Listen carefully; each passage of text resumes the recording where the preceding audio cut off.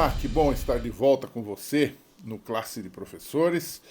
Nós estamos já na lição de número 11 desta série trimestral do Descanso em Cristo. E nesta semana nós vamos analisar mais um tema bastante interessante desta série. O tema desta semana é Ansiando por Mais. O que isso quer dizer? Qual é o assunto dessa semana?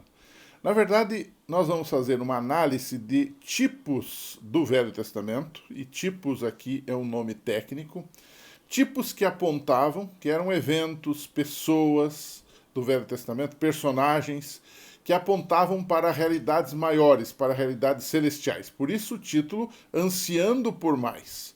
Um desses tipos que nós vamos analisar tem tudo a ver com o que estamos estudando nesse trimestre, que é o descanso em Cristo. Então, como introdução, o tópico número 1 é tipos do Velho Testamento. O que era um tipo? Um tipo é uma pessoa, uma atividade ou uma instituição ou evento que apontava para uma realidade maior e celestial. Alguns exemplos, só para você entender melhor. Paulo fala, por exemplo, em 1 Coríntios 10, versos 1 a 11, sobre a peregrinação dos israelitas do Egito para Canaã. E ele compara essa caminhada, essa peregrinação, com a caminhada da igreja.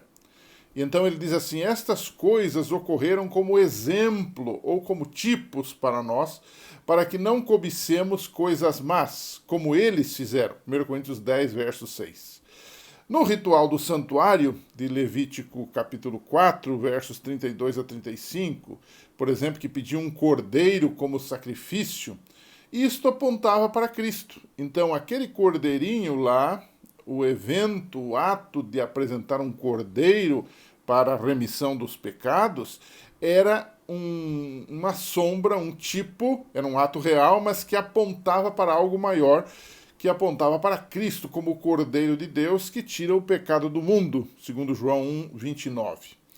No próprio santuário em si, que foi construído a partir de um modelo do santuário celestial, segundo o Êxodo 25, nós vemos também um tipo do santuário celestial. Agora, na lição dessa semana, já que o tema do trimestre é descanso, o nosso autor selecionou um assunto, um tipo do Velho Testamento, tipo real, que prefigurava o descanso, seja nesta terra, seja na eternidade. Então, o bloco número 2 é sábado, um tipo de descanso da salvação. E o texto que ele analisou é um texto bem conhecido e muito debatido entre nós, que é Hebreus capítulo 4. O autor de Hebreus, ele tem como objetivo animar seus leitores a serem fiéis e perseverantes na fé, num tempo em que muita gente estava perdendo a fé por várias desilusões que estavam acontecendo ao redor deles. Pelo menos é o que a gente deduz a partir da leitura do livro de Hebreus. Especialmente no capítulo 4, isso vem à tona. Esse desejo dele de animar seus leitores a serem fiéis e perseverantes na fé. Então ele toma alguns exemplos do Velho Testamento para validar esta sua pregação, essa pregação de ânimo para que o povo não esmorecesse, mas continuasse a jornada. E que exemplos são esses? O primeiro que ele toma é o exemplo do próprio povo de Israel, daquela geração que saiu do Egito, mas que não entrou no descanso da terra prometida por causa da desobediência. Então ele diz, olha, eles saíram, mas não entraram, não descansaram na terra prometida, segundo a promessa de Deus. E então, por tabela, ele introduz um segundo elemento nessa discussão do capítulo 4 de Hebreus. Ele coloca o sábado ali, e ele coloca o sábado como um dia de descanso. E ele diz o seguinte, em certo lugar, Deus falou sobre o sétimo dia, nessas palavras. No sétimo dia, descansou de toda a obra que realizara. Hebreus 4:4. Observe, ele não está aqui discutindo a validade ou não do sábado.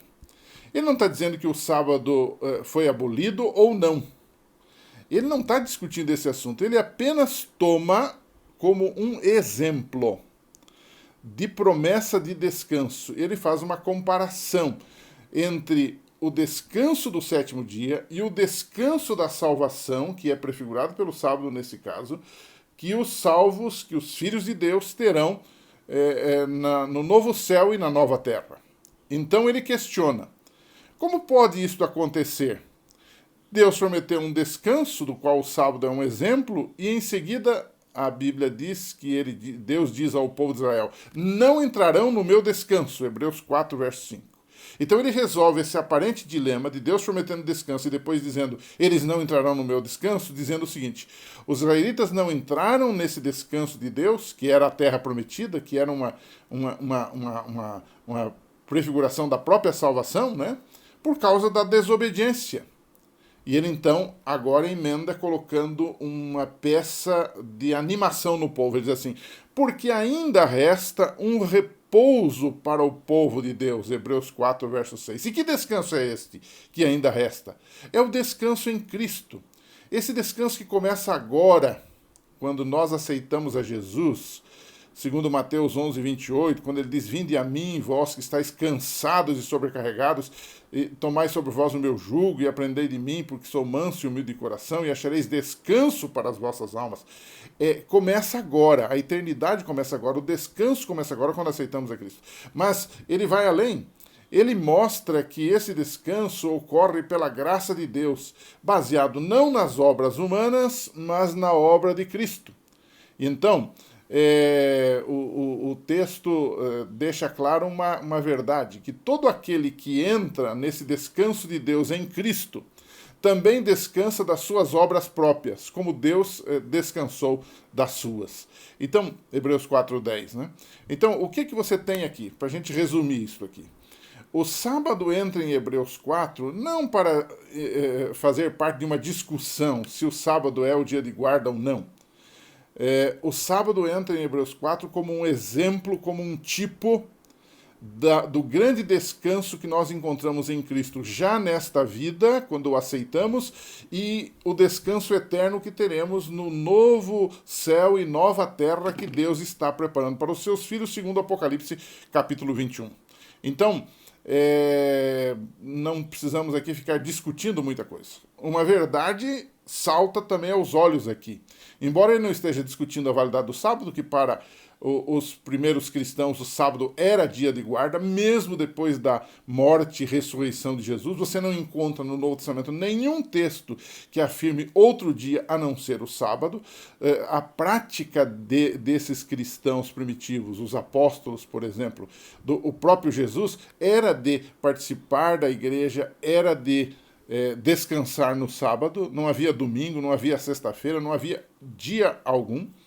E o texto de Hebreus 4 não está aqui discutindo essa questão, mas, ao mesmo tempo, ele levanta uma questão muito importante. Ele levanta a questão de que o dia que Deus sempre deixou para ser guardado, o dia de descanso semanal, era e é ainda o sábado. Porque senão ele mencionaria outro dia, ou nem citaria isso, se esse dia não tivesse nenhuma importância para ele, ele simplesmente não ia citar esse dia como um paradigma, como um símbolo de um descanso maior, que é o descanso em Cristo, nesta vida e na vida eterna. Né? Para a gente concluir a lição dessa semana, como o sábado é um símbolo do descanso em Cristo e da salvação. Muita gente acha que o sábado é um objeto de legalismo, que o sábado é coisa do Velho Testamento, que nós não precisamos mais guardar o sábado. Bom, primeiro, o sábado está em toda a Bíblia. O sábado foi criado por Deus, instituído por Deus, muito antes de existir um único judeu aqui nesse mundo. Portanto, o seu princípio é universal. O próprio Jesus disse em Marcos 2, 27 e 28 que o sábado foi criado por causa do homem, não o homem por causa do sábado. Ou seja, o sábado está ligado à humanidade como um todo e não apenas como um povo especificamente.